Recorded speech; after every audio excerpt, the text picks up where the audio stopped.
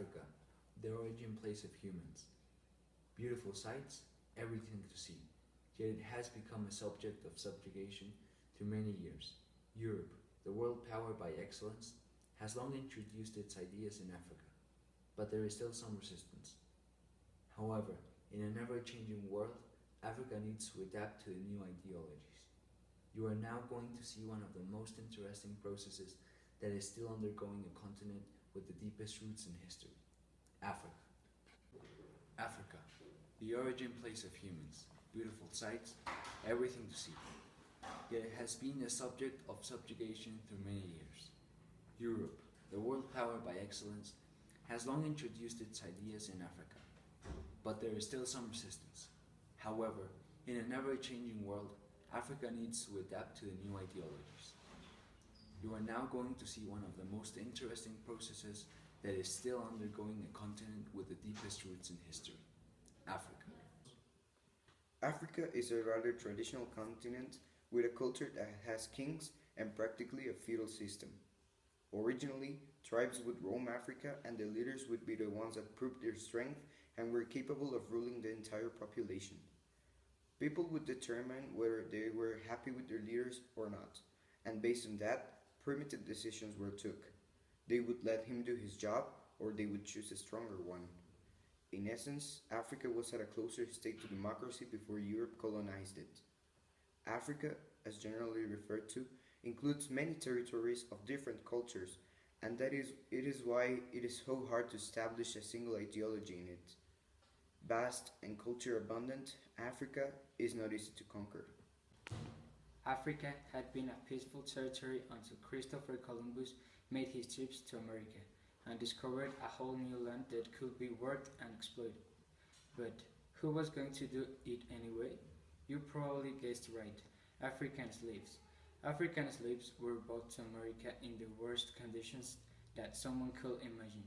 Disease spread and people died in the ships that could take them. The first connection of Africa with other continents was because of slavery. Africa, from around the 1500s and onwards, will be subject of slave acquisition and resource extraction.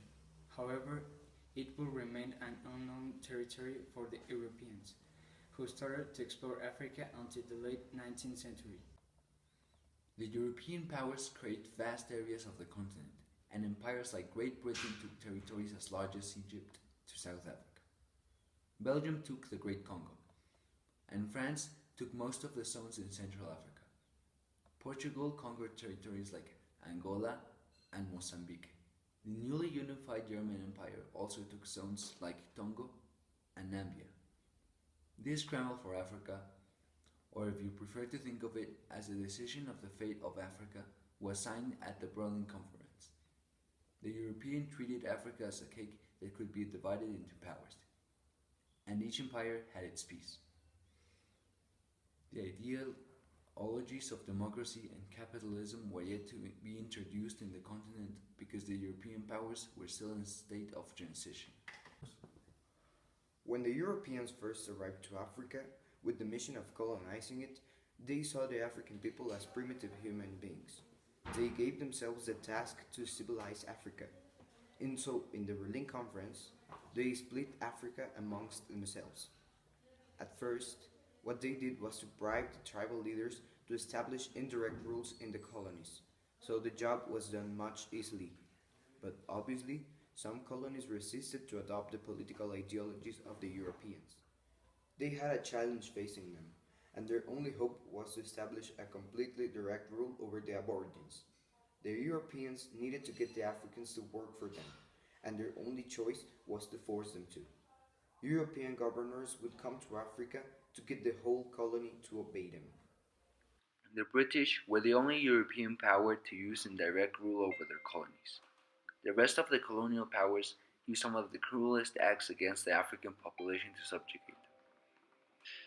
They ripped people of their lands, and crop plantations were replaced by cotton, vanilla, cocoa, and tea plantations that would be exported to Europe, leaving the people with no food and no hope. The Africans were forced to work in the plantations, but they were also forced to work in mines, to fight wars, and to pay taxes they could simply not afford because they had lost so much already. By the time that Africa had decolonized, the colonial ideas were carried on. As much as the new nations looked forward to thrive both politically and economically, they had a hard time establishing a stable government. Once again, Africa had to turn to Europe for help. African youngsters with European ideologies already in them went to study to Europe and European based colleges. Many ideas were introduced to the whole continent, and amongst them, democracy. As Aboriginals had chosen their leader challenging his strength, they now demanded to choose him by his ability to rule and make populations thrive.